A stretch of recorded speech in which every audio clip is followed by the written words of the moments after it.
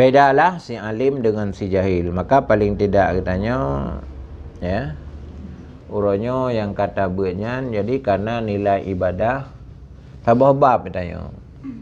Berarti sama lagi 1000 rakaat. Ti kata ibadah 1000 rakaat. Jadi punya 1000 rakaat ke haid.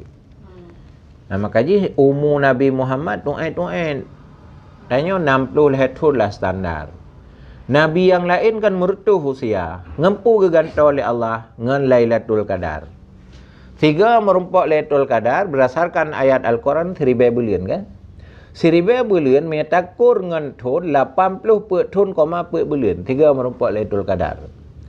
Man laudip bertanya nak merumpak melihara? Lihara kali 8 20 per 200 per thun 4 per lam 12 lam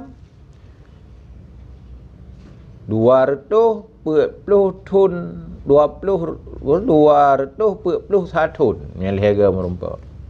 Mutamahumu secara kualiti. Jadi menyamanan secara gerakan anak dah semayang 1000 rakaat kan. Okay? Melimang rakaat melimang bawah teh kadang nyurung je ke. Tapi ngempu tatup. Ya ke ngai ibadat mana ngan belajar ilmu agama. Jadi itu mana ngajit hanargo tabutnya.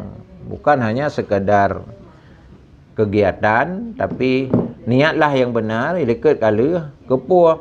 Kiban caranya merumpak 1000 rakaat mana? Niatnya yang pertama perintah Allah, perintah Rasul. Yang kedua untuk menghilangkan kebodohan bagi diri kita masing-masing.